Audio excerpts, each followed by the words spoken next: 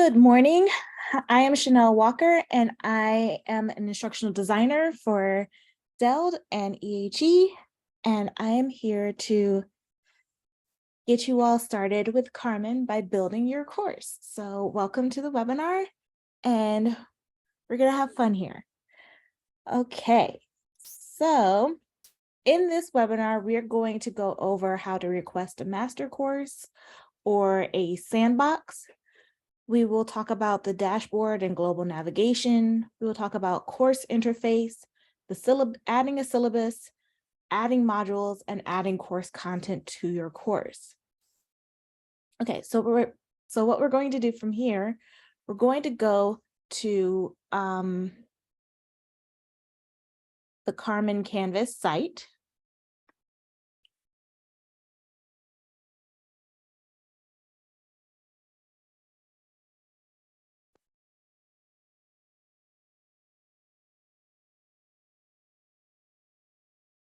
Okay. And we are at carmen.osu.edu.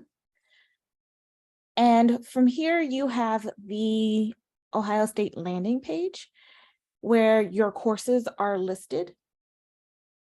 So you have a list of all of your courses that you are enrolled in. And this page is very important because this is where you are going to create your course if you haven't already. So I do not have any courses that are not created, but what you can do in order to find any courses that you have not created is use the filter in the right-hand sidebar. So you can either search for your course that you're looking for, or you can filter.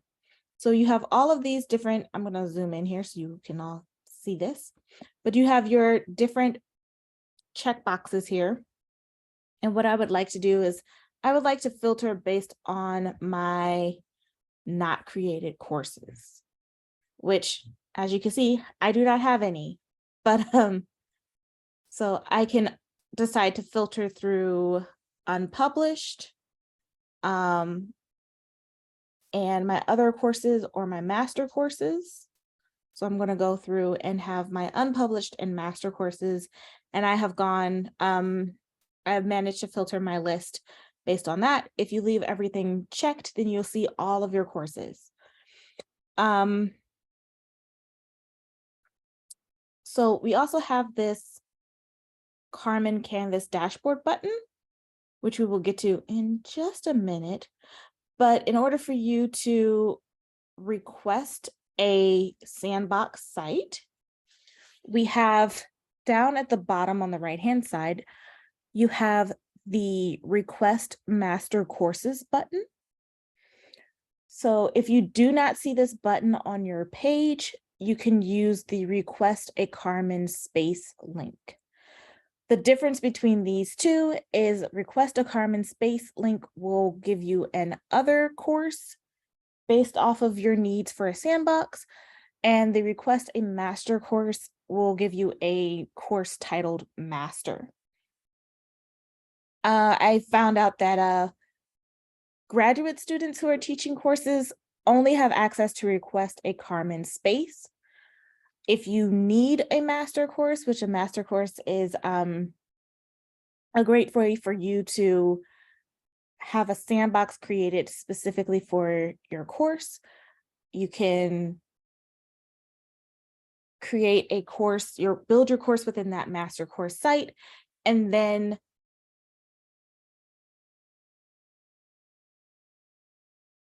take that content and import it into your actual course site when it's available. You can do the same thing with your request a Carmen space other site. And another difference between these two, between the other and between request a Carmen space and request master courses are faster. You can request a master course, refresh your page, and you have one. Request a Carmen space, someone has to actually make that Carmen site for you and add you to it. And then they'll tell you later on in the day when you have access to it. So it's going to take a little bit more time to request a Carmen space than to request a master course. But And you can always contact an instructional designer to get a master course for you. But then the instructional designer is in your master course forever, and that is not always helpful. It's not. We're here, we can do it, but sometimes if you just want it for yourself, then requesting a master course is the better option, or requesting a Carmen space that's just for you may also be the better option for you, depending on how you feel about it. Okay, so now we can move on to the Carmen dashboard.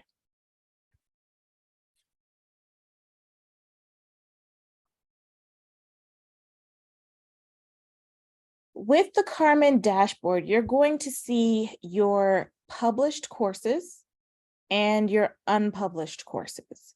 You can also change the view of this dashboard using the 3 vertical dots along to the right of the dashboard title. So you can have it as a card view, a list view, or based on recent activity. And you can also remove the color overlay, but I don't see any difference here. So you have the options of doing a list view, which looks very weird. So it looks very weird for me because I'm definitely used to the dashboard card view. Or you could do recent activity. So you can see any announcements, any submissions that have happened. You could do it that way. But my personal preference is to see it in card view. Okay, so you have your published, your unpublished courses. I have on my account nothing but the unpublished courses listed on my dashboard. So you can see the 3 different cards here, and they have their own colors. So each card shows whether or not it's published or unpublished. So I can zoom in here. So you have your publish button. So since it is an unpublished course, you could click on the button on this card to publish your course without having to go directly into the course and publish it. There we go. We got my tongue corrected. You also have the title of your course. You have the school, and you have the type of course that it is. So this one is a EHE course template. It is available to everyone within EHE, and it is an other course. You can see here, I have 2 master courses. I have the title. It is a master type course, so it is available only to me. And whoever else I decide to add into this course, but it's available only to me at the moment. And it was created automatically for the course term, the ODEE course term. So it's here forever, kind of. Okay, and then with each card, I'm going to zoom back in here. With each card, you have the 3 vertical dots in the right-hand corner. I'm going to click on that, and it will show you the color. So you can give this course a nickname. So this is better if I do it on this one. I'll do it on this one. So I have 2 different courses that are named the same thing, and I want to be able to tell the difference. So I'm going to click on the 3 vertical dots on the right-hand side, and I'm going to call this one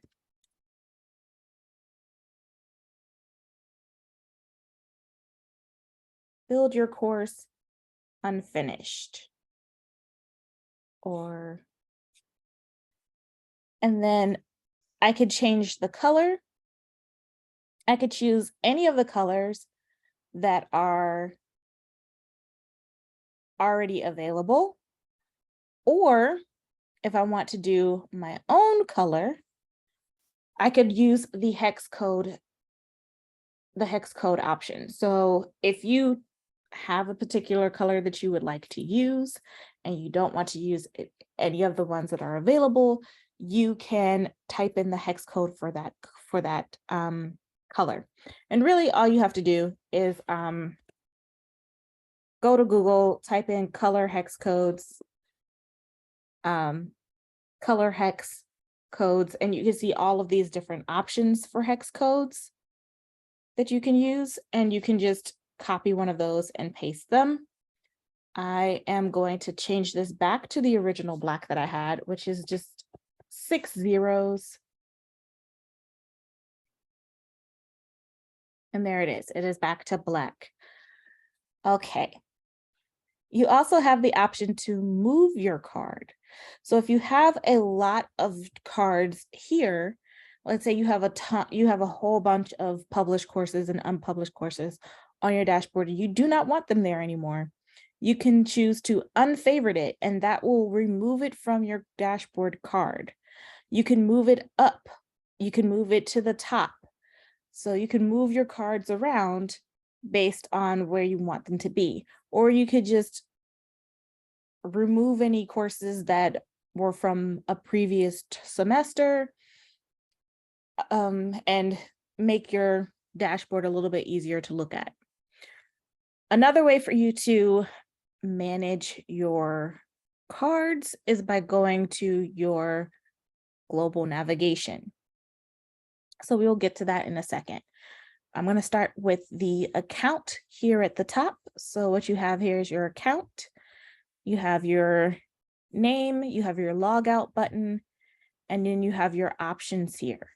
So you're able to explore all of these options on your own. What I'm going to do is I'm going to show you the notifications option. So your notifications, you can change what kind of emails you get. So you can change your settings for a specific course. You can change your settings for your entire account. You can change your, you can only do it for specific courses or for the entire account.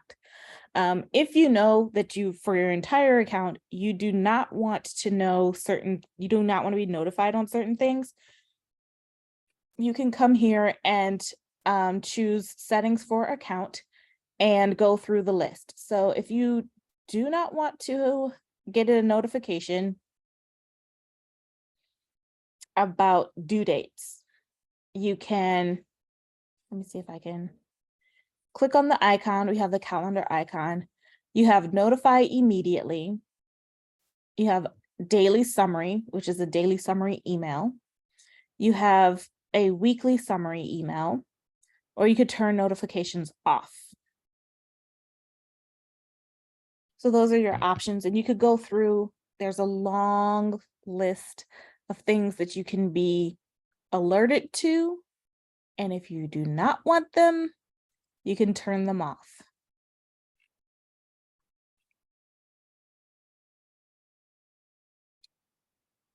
Okay, and we're skipping the dashboard over here in the global navigation, and we're going to courses.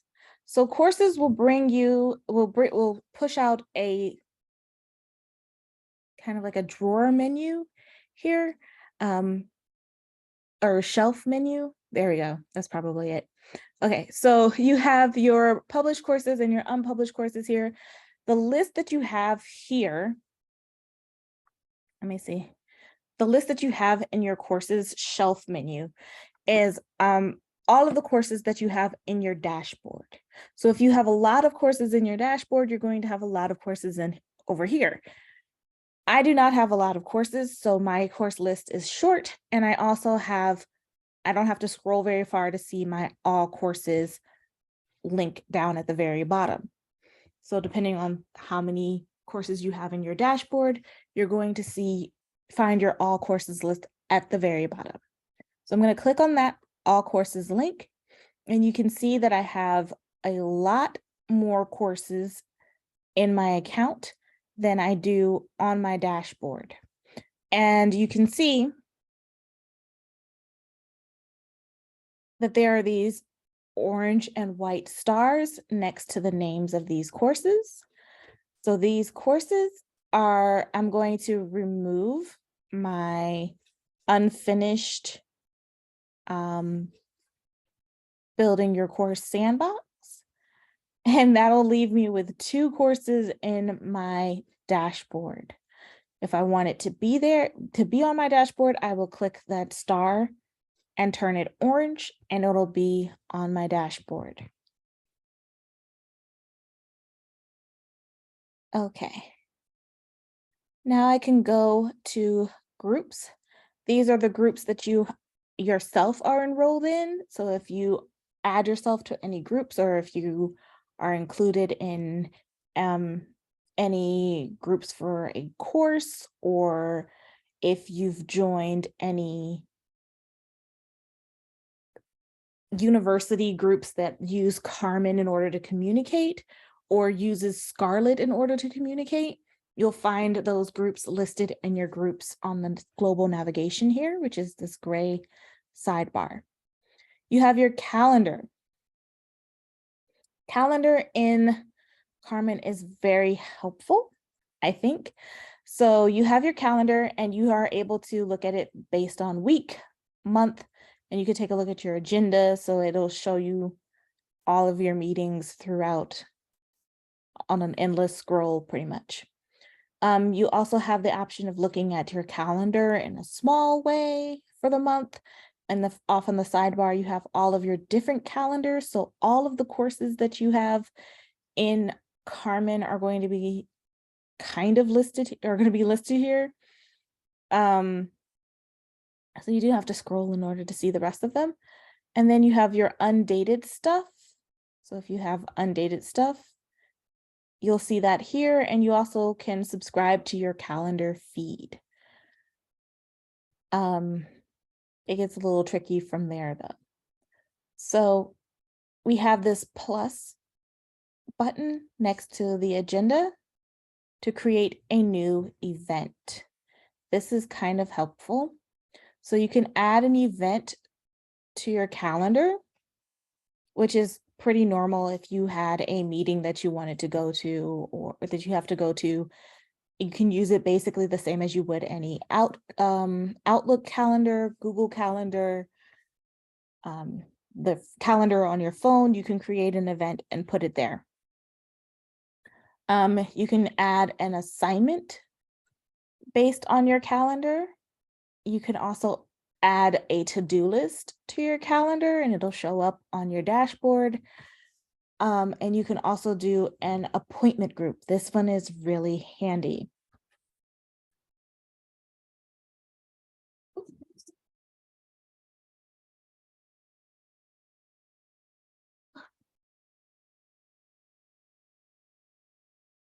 Okay, so with the assignment, the appointment group, with the appointment group, you can set up meetings with your students and they can sign up for a time slot. So I can say that I can set up my office hours.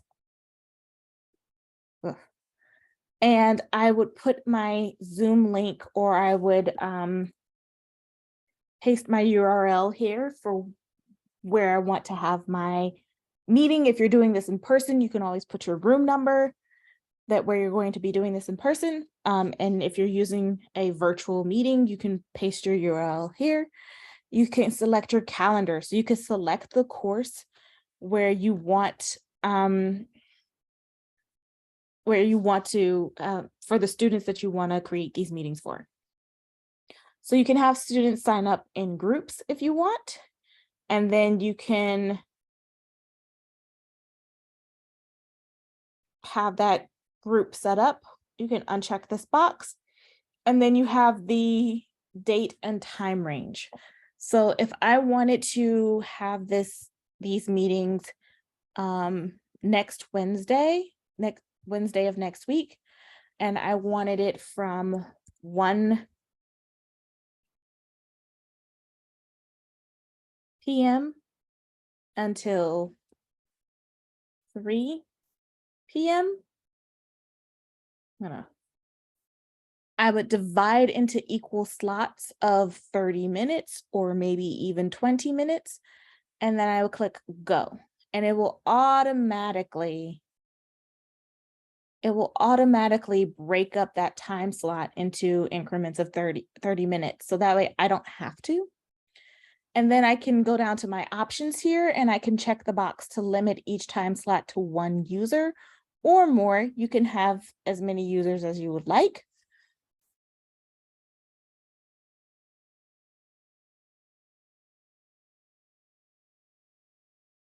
And then you can also allow students to see who has signed up for time slots that are still available or not for privacy's sake. And then you can limit participants to attend 1 appointment. So they would only be able to sign up for 1 appointment per day. And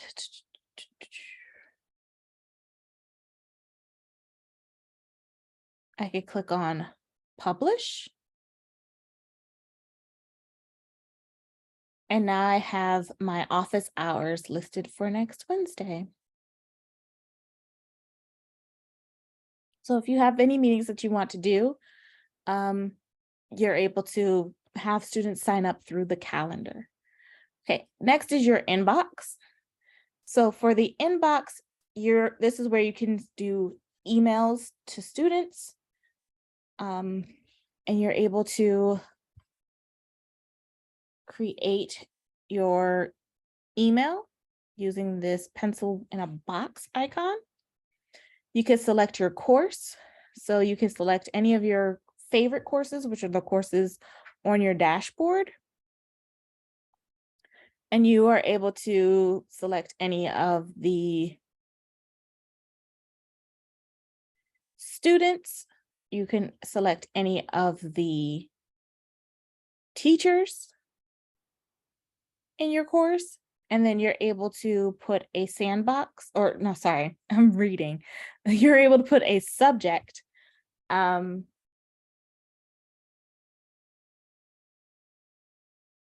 just, I have no idea why this is saved in there, could be better. And you can click on send an individual message to each recipient. If that's what you need to do for privacy's sake. You're also able to attach files and attach media to these emails. And then you're able to send them, and you can email students within Carmen.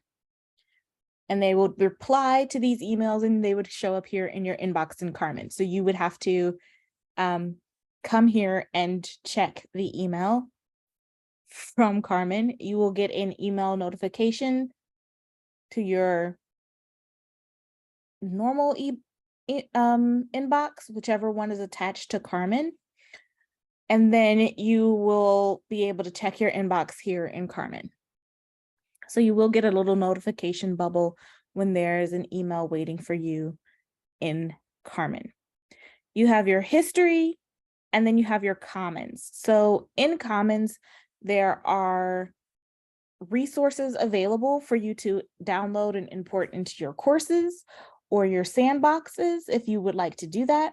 And there are lots of resources from all over the Canvas community, but there's also resources from the Ohio State community.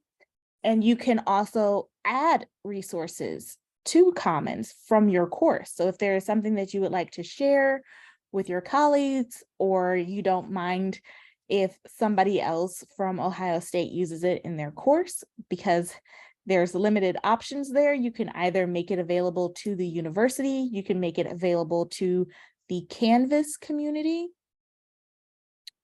I'm not 100% sure if there's a private option, but I don't think so. But you have the ability to share helpful resources with your colleagues that could benefit them. So if there's something that you have for your department that you would like to see in all of your courses, if you have a specific homepage that you would like to see in all of your courses for your department, you can add them to Commons, and people and other faculty members can download them into their course and use those and use that homepage. And you don't have to share files within cloud or with a cloud drive or anything like that. It's just here on Commons. So what I can show you is some of our DELD resources. So we have 2 DELD resources at the moment. We will be adding more in time. But our DELD resources, we have mid-course survey to evaluate your course, and we have a mid-course survey for student reflection. So if you would like to download any of those and add them to your course, you can click on these items to see the download and import download or import button off on the right-hand side, add to your favorites, and copy resource link to share out to others. You can see the preview of what it is. You can see the details. You can see the author, who this is available to. So this is for the Ohio State University community. You can see the grade level, you can see the tags, you can see who it's shared with. And then you can see version notes. So if there's ever a new version that comes out, you would be able to see which version we're on. So if we ever make edits to this survey and put a new one out there, you'll be able to see what's been added or changed. Okay, now we are done with Commons. So I'm just going to go ahead and go back to my dashboard, and we're going to enter our course now. So I'm going to click on the title for my course, and what you can see right now is a completely empty course. There's nothing in here. And so by default, what Carmen does is they show you the create a new module. So you start off by default in the modules page. So you have your course navigation, which is to the right of your global navigation, and it has red links here, but it's, dark links on top of a white background for anybody who may not be able to see the color red. It'll be dark on a white background on the left-hand side of your course. And then on the right-hand side, you have a sidebar for the appearance of this sidebar is for your home page. So you can take a look at your modules page off on the sidebar, and that course sidebar on the right-hand side will disappear because it is attached only to your home page in the faculty view. It is not part of the student view. Okay, so your course, it shows that your course status. So I'm going to zoom in. So you have your course status, unpublished, publish. So this is an unpublished course, and I can click on the button on the right-hand side to publish it. Then below that, you have your import existing content, import from Commons, choose a home page, view course stream. This is part of your analytics. Another part is the new analytics down below that. And then you have your course setup checklist, your new announcement, and skipping the new analytics, you can see your view course notifications. So you're able to change your view based on this. But what we're going to focus on is import existing content. So we're going to click on that button to import existing content, and we'll come to this page where you can choose your content type. So I'm going to copy a Canvas course. And what I'm going to do is you can search for a particular course. So I can choose to copy a course that I've done previously in other semesters. So this is very helpful if you are trying to create a course for the new semester and you don't want to upload any new files. You have all of your files in your old course and all you want to do is move that over into the new course. And you can do that with this feature. So I will choose the like a template course. You can choose to either choose to select all content. So everything within your course will be imported into the new course, or you can choose to select specific content. So since specific content pulls up a new window, I will go with that one.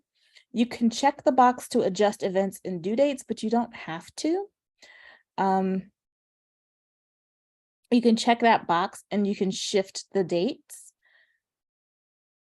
If you're a little bit paranoid like me, which I choose to keep this off and just go in and manually shift my dates. It's really up to you. It's probably a really handy feature, but I'm too paranoid to use it.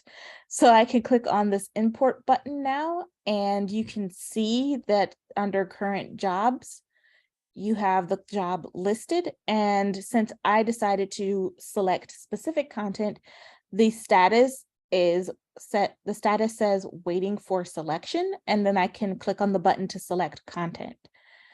If I had chosen to do all content, you would see that it was queued and it was running, and then it would be done by now. So you have your course settings. Course settings are good if you want to keep everything set up the way that it's supposed to, like your home page is set up the way that you want it to be. Anything that you've done as far as navigation, your sidebar navigation, any of the course settings that we will get into in a few minutes, you have those, you will be able to import that into the next course. You can add your syllabus if you want to, or you can just go in and find something specific that you would like to add. So I could just add one module. I could add a quiz or all my quizzes. I can add the question banks, or I can add the pages. I can add rubrics or just the files. So if I wanted to select a specific file, I could go into the folders and select a specific file. If I wanted to add all of the files, I could just check the box next to the top files line, and it shows you that I would have 46 files downloaded. So you can have that option. And then I'm actually gonna go with,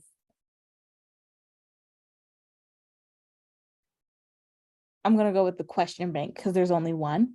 So I'm going to select that content. It says that it's queued now. That will change to running, but I think it's only one item. So it may not continue on to that. Okay, so it's running. And then it will say that it's completed and it'll show you a list of issues. If you have issues, you can click on the issues link and you can click on the individual links. These items are no longer in this course because I emptied the course out, but you are able to click on the individual links and it'll take you directly to the issue. So sometimes it's going to be an image that is missing, that an image is broken. Sometimes there's going to be a link that's broken. Sometimes you can see that there's missing imported content from the syllabus. So you can see that all of these issues are listed here and you can go directly to them. And then if there aren't any issues, sometimes there's like a wiki page body or something that it shows that there's an issue, but if you click on it, you may not find anything wrong. So you're able to ignore that if it shows that there's nothing really wrong, and it doesn't hurt any of the functionality that's going on there. It's not always the most accurate of issue checkers. I mean, Sometimes with my imports, it doesn't quite work. But if there's nothing wrong, you get this green completed option and no issues listed. Okay, so I'm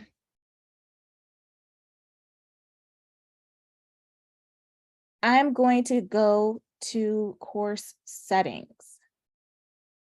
So for course settings, we have our tabs up at the top: course details, sections, navigation, apps, feature options, and integrations. For this, we're going to focus mainly on course details and navigation. Sections, apps, feature options, and integrations are more for specific needs. If you have any of those, you can go over them with your instructional designer. But in general, you just need to focus on course details and navigation.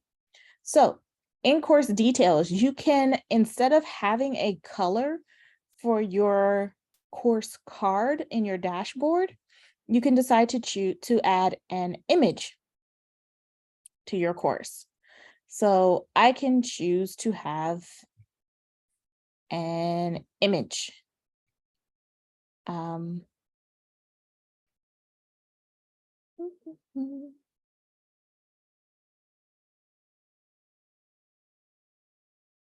So I will, whoops.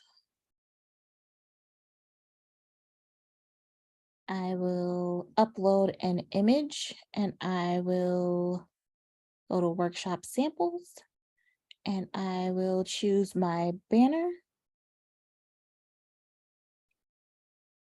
So I now have a banner image for my course in my card, and you'll see that on the dashboard. And then you have your name for your course and your course code. And then you can scroll down so you can update your participation as far as term, but you can also restrict students from viewing the course before the term start date, restrict students from viewing the course after the term end date.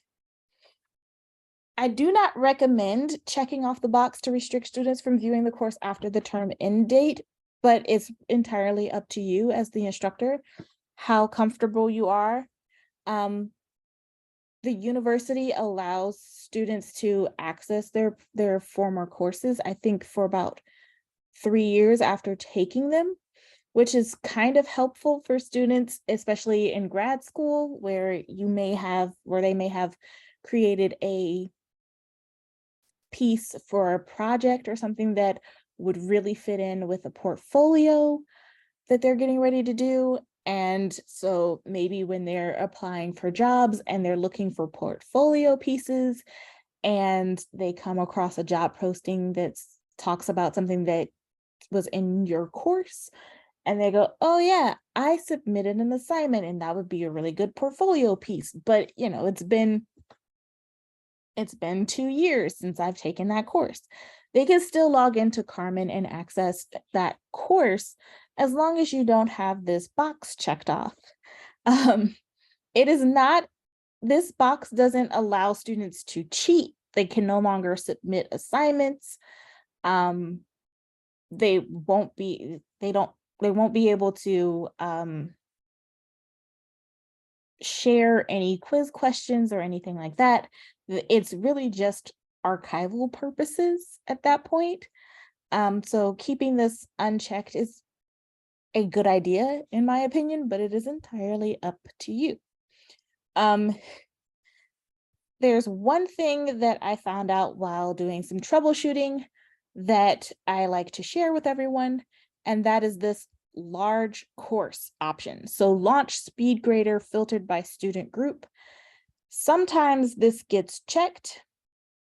So if you go into your grade book at some point and you see that it looks really weird, you might want to go to your course settings and make sure that this box isn't checked. So yeah, I don't know why it gets checked sometimes. Maybe somebody is looking in settings and they accidentally checked it, or there was a glitch that happened. I don't know. But sometimes in a course, if you go and see that your grade book looks weird, make sure that this box isn't checked. So now that we have our settings, I don't think I have to update course details. Okay, so now that we have our settings, we're going to go over to our navigation. The navigation tab controls what you see and what students see in the course navigation sidebar. So what you would like to do in this section is that you want to make it so that way it's very easy for students to see what is necessary for them to see in the course. Not everything that is listed in the sidebar is something that students need to be touching. So you have a list of items here, and not everything needs to be viewed by students. So you have the SEI Center for instructors. You can click on the 3 dots to the right-hand side of that item and click on the disable option, and that will move it to the list on the bottom. Or you can drag and drop items. So I can drag and drop a whole bunch of items that I do not need. Cengage, I do not need students to look at the rubrics. I do not need them to look at MyLab and Mastering. They do not need to look at assignments, collaborations, discussions, files. So even though you may have files in your course, students do not need to access the Files tab. And that is because they would be able to access files that maybe you aren't ready for them to see yet. So you can have files that are published under your files page within Carmen that may not be available in your modules yet. So Carmen is designed for students to access everything in your course through the modules. It's kind of like your course table of contents. So everything that they need to get to is going to be in your modules. They do not need to access everything from the sidebar, and some of the tools that are shown in your sidebar would be a little confusing for students if they were to click on it and view it, especially the assignments page. The assignments page is a little bit different. So you don't need them to access everything. And any tools that are in your sidebar on default that you are not using in your course, I would recommend taking them off. So what I normally have for just a basic course, you have your home page link. I like to have the syllabus come next. I like to have the announcements come after that, because these are important and you want to create this list based on the above the fold rule for newspapers.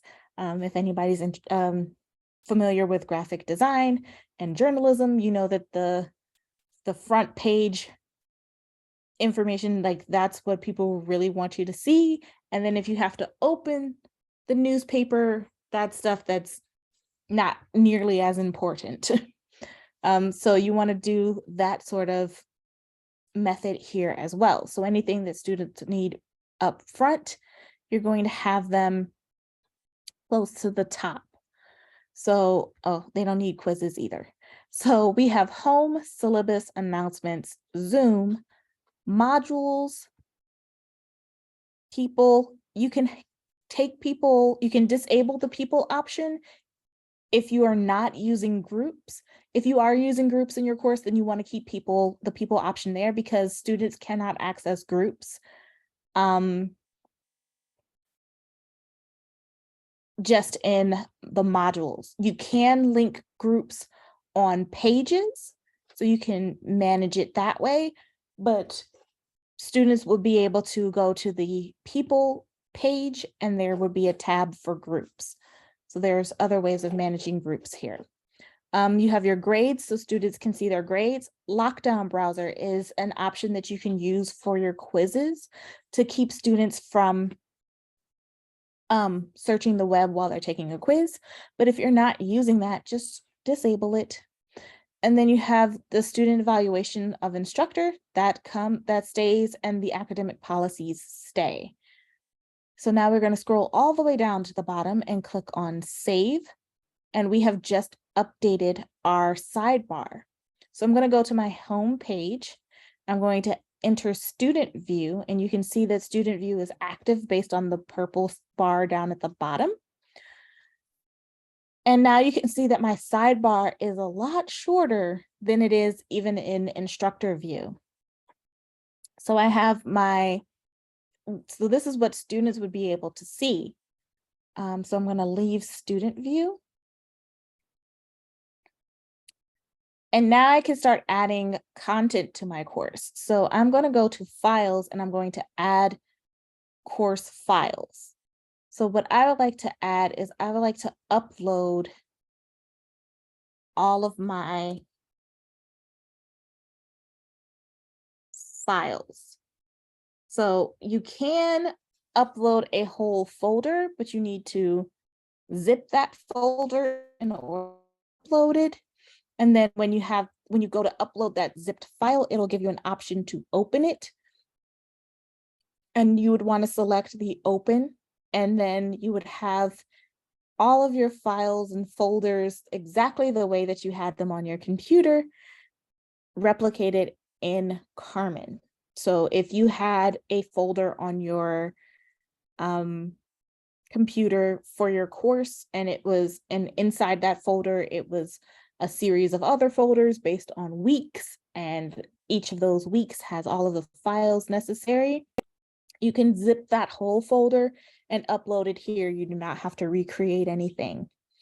One of the things that I like to suggest when you upload your files, or when you're naming your files for your course, is that you name your files based on where they're going to be in your course. Because if you have anybody who needs to work in your course for any reason, I used to have to take courses from one LMS and put it into Carmen. So sometimes, depending on which LMS I was taking it from, I would have to rebuild the course, and I have no idea where anything goes. And it was a very long and tedious process, and it was very hard to piece people's courses back together because I'm unfamiliar with them from the beginning. And what's also very helpful with naming your courses is being able to search for what you need while you're building your course in Carmen. So I have this image that is just the basic generic file name that I got from the internet. I downloaded it. This is what came up. But what I need it for in my course, I want to rename this. So I want to name this for my module 1, and it's going to be the first image in my module 1. And then I also want a description of what it is.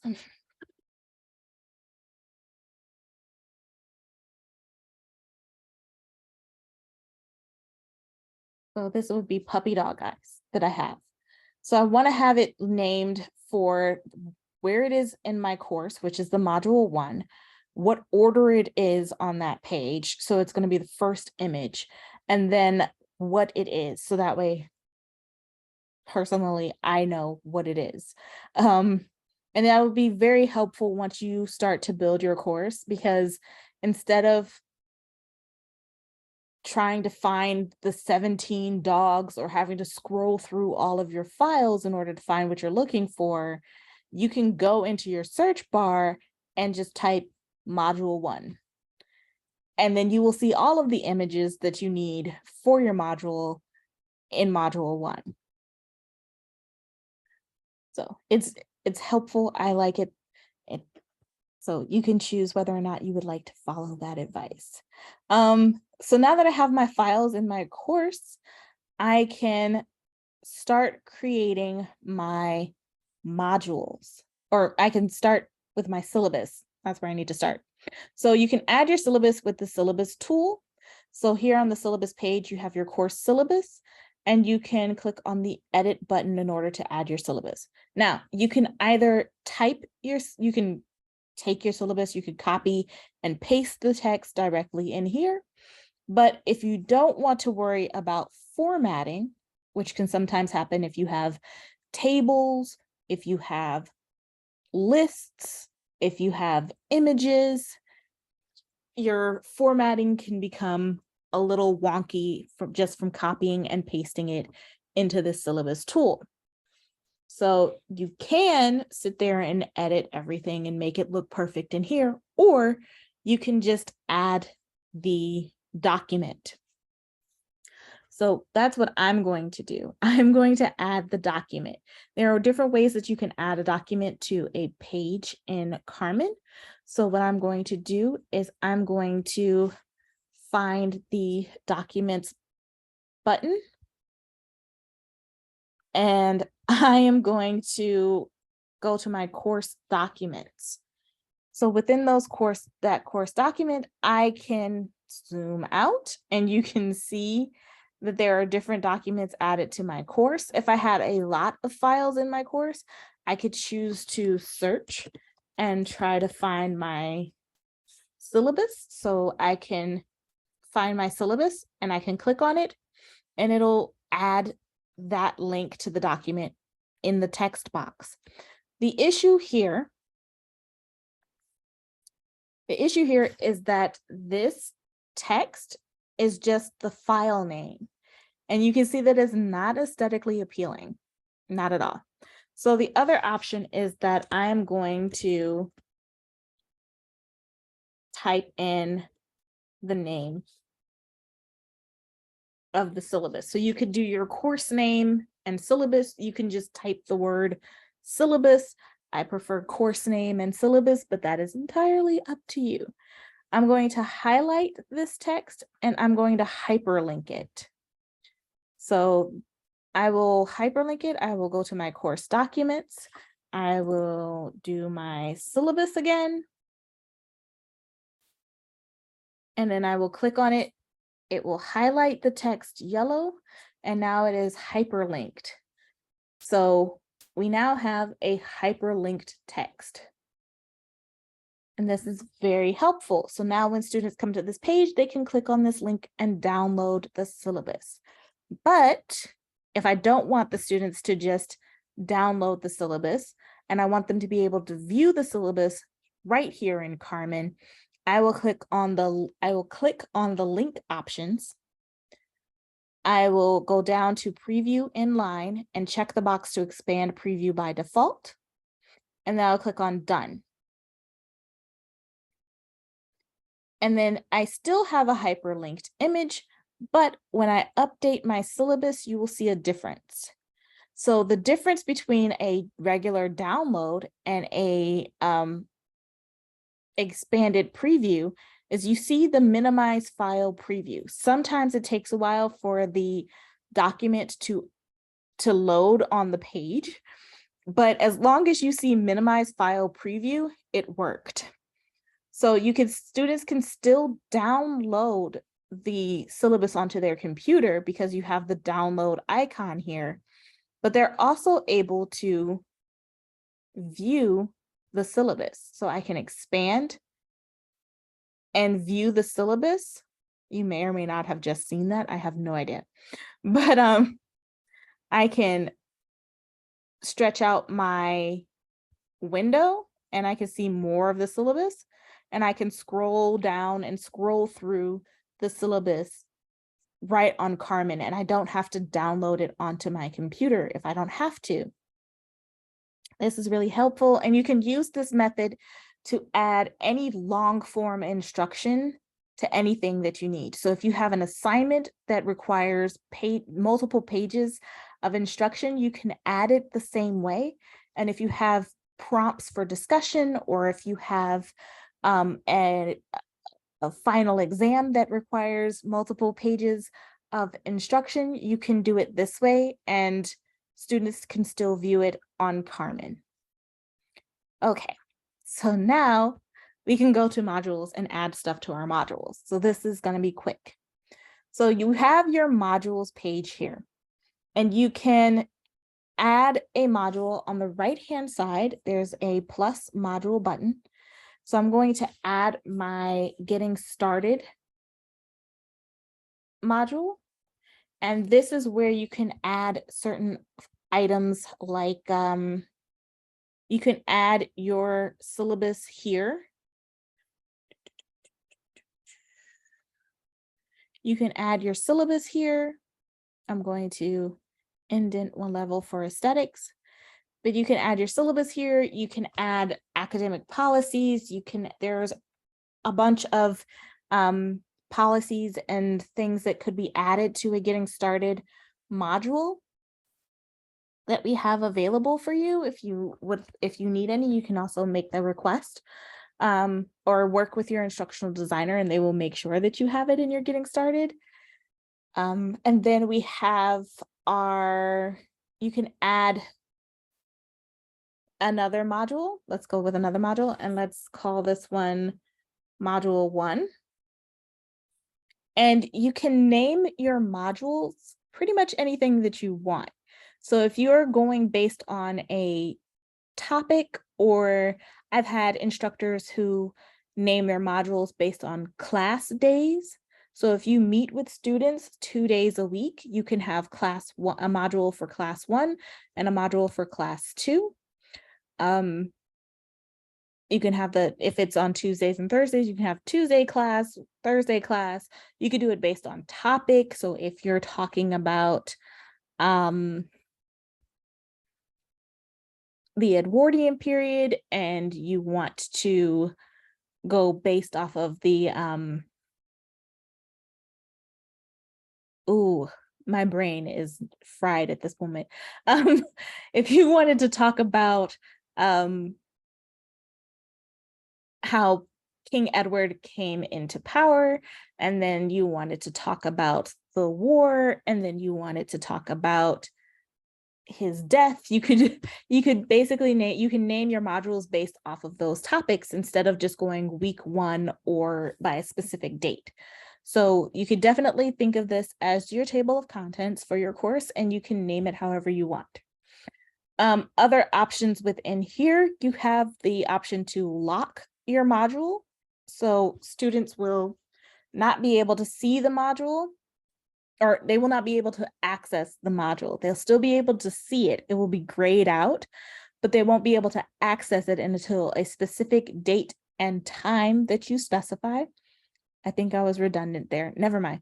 Anyway, prerequisites. You also have the prerequisite option. So you can add a prerequisite. So you can say, well, students need to complete the getting started module before they can access module 1. So you can have that option set up. I'm going to leave these alone for the moment until I have some more content here. So you can add everything the students need to work on goes into the module. So you can start adding your module content. So we can start with a text header. So we can say course materials. I'm going to leave that not indented so that way it looks nice. So you can have course materials. We can also have a text header for assignments. We can have a text header for assessments. So this would be a quiz or an exam. And then I'm going to start adding content from here. So within my course materials, we will add a file and it's going to be a video. So we're going to add a video. We're going to add a video, and that is going to be, we should indent that for aesthetics, add item. So I have a file and it's going to be a video. So they're going to click on this and they're going to download it as a video.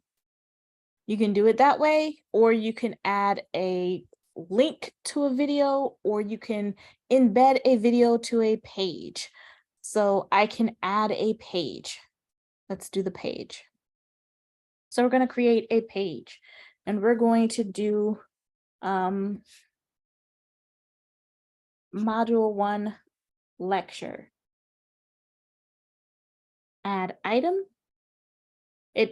All new items show up at the bottom of the list, and you can drag it using the domino on the left-hand side to move it into place.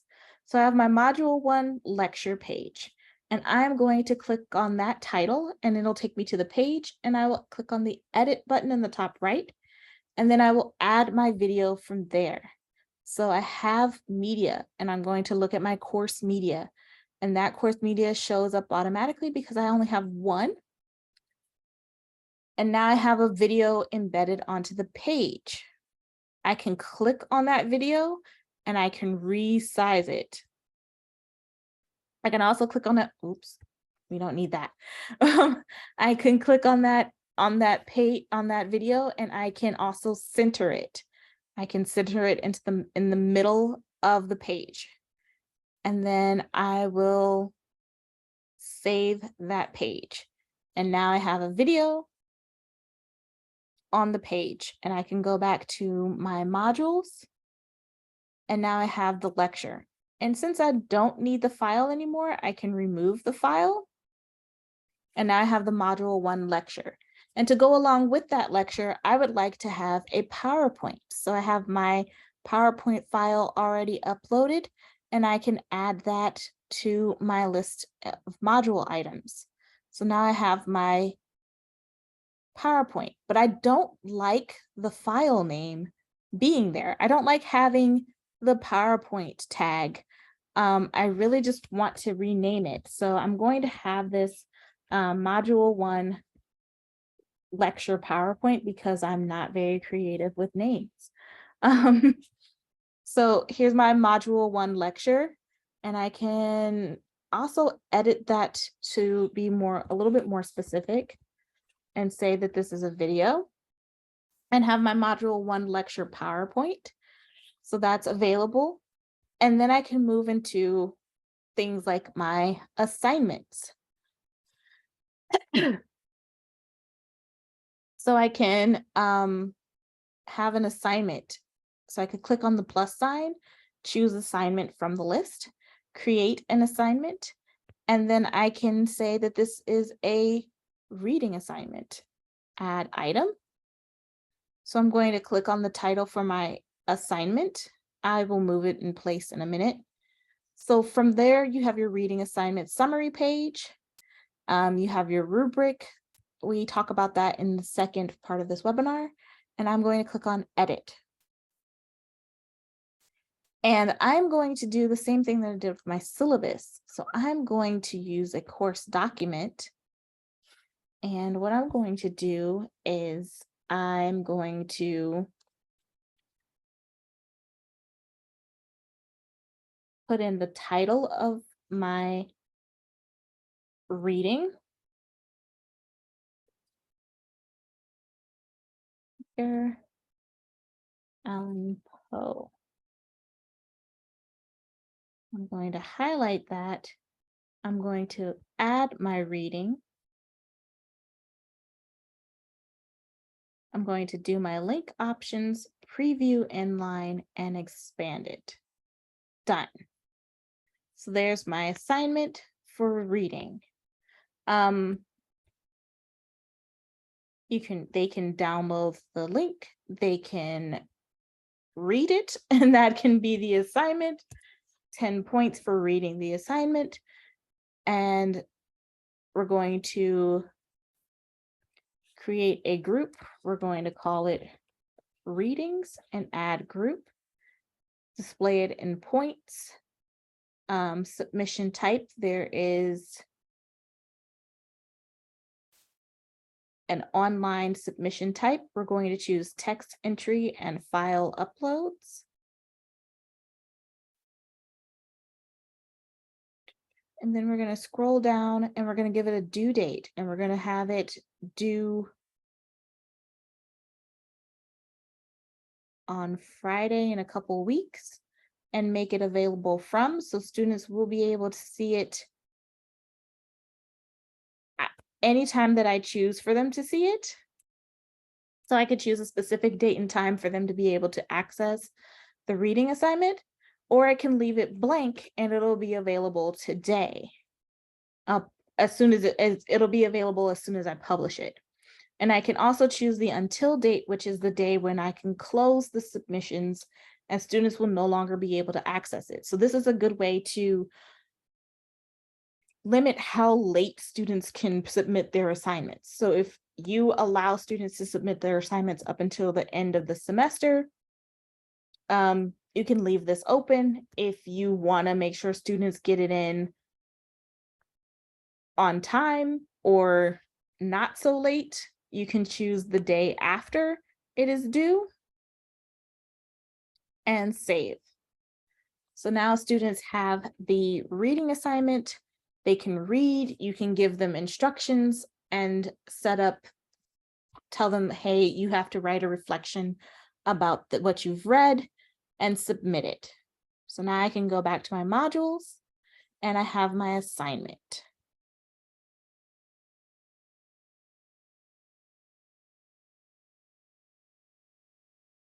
And I can also add a discussion. So I could create a discussion where students can discuss the reading with other students. So I'm going to say reading discussion. I'm going to indent it for aesthetics, add item. And that reading discussion is there. Click on the title and I'm going to click on edit in order to fill in my prompt.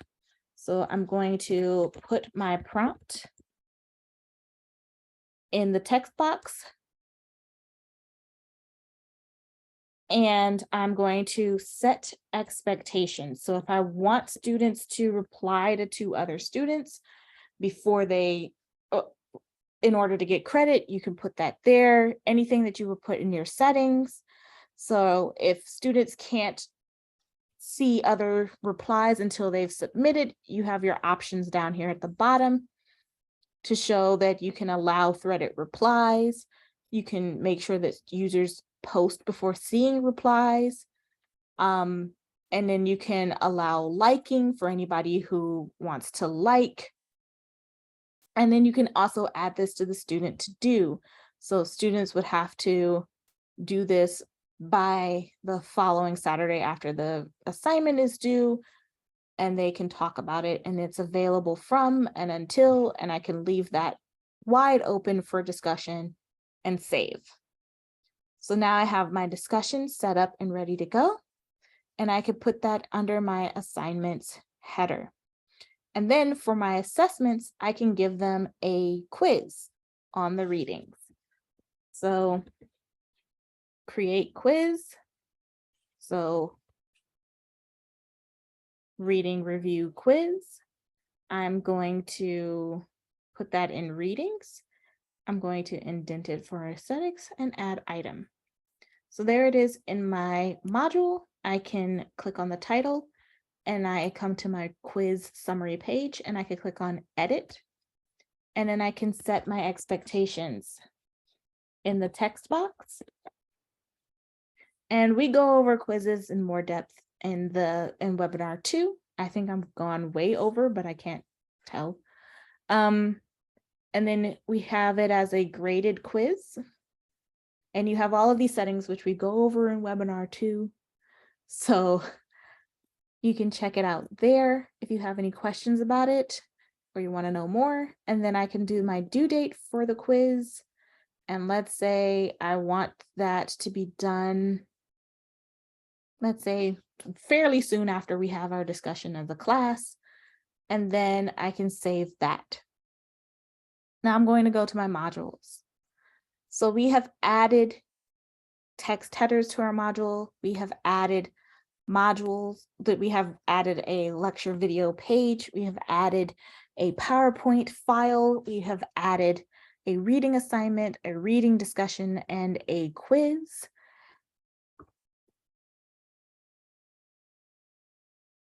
So I am going to add one more module. This is going to be module 2.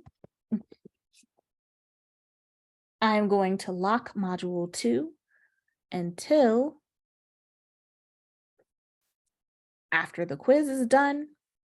And let's say I don't want it until maybe 1:00 p.m. So I will save that, and then I will also add the prerequisite of module 1.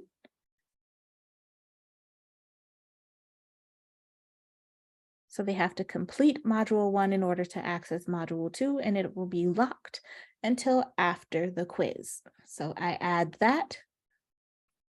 And now you can see that for module 2, it has a prerequisite set up, and it will unlock February 15th at 1 p.m. Issue with this setting is that this module is not published. So I'm going to show you in student view what this looks like. So you can see here in module 1, we have 2 items that have the green check mark, and they are published. And you can see in getting started, there's a green check mark for an item that is published. Keep that in mind, because in student view, they have nothing. They have absolutely nothing. So I'm going to leave student view. The reason why they don't have anything is because the modules are not published. So on the module title line, you have to click on the crossed out circle to publish the module. So I'm going to enter student view one more time so you can see getting started has been added to student view. So they can now access the getting started module. I can check on the published, and it will publish everything in module 1, even if it was set to unpublished before. If there is something in module 1 that you do not want them to see yet, you can hide it. So if there's something that's specifically for instructors, you can unpublish that item, and even though the module is set to publish, that one item in there will not show up. The issue with having module 2 is that it will not unlock on February 15th at 1 p.m. because it is not published. If you want the automation to work, you have to give Carmen permission to put through the automatic command. That means you have to make sure the module is published. And once that module is already checked for publish, then Carmen will follow through with the automation. It will not override your desire to keep something hidden. So I'm going to go into student view one more time. So you can see that getting started is there and module 1 is there. Module 2 in student view shows that students need to have module 1 completed, and it will unlock on February 15th at 1 p.m. But it shows that it is grayed out and that it is locked.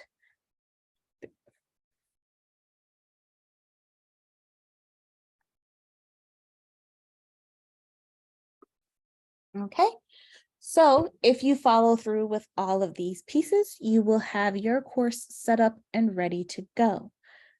So thank you for attending this webinar. I'm pretty sure we went over, but I really enjoyed spending time with you today. And if you have any questions, I can switch over to our contact information. So let's switch over to our PowerPoint again. So if you need help with anything, you can, not with anything. If you need help from an instructional designer on how to use any of the Carmen tools, how to implement strategies like active learning strategies or pedagogy methods or techniques, anything like that, we can help you with one of the instructional designers. So if you're in teaching and learning, you can contact Katie O'Keefe. If you are in human sciences, you can contact Christy McLeod. And if you are in ed studies, you can contact me, Chanel Walker. And we are very happy to help you. Have a good one.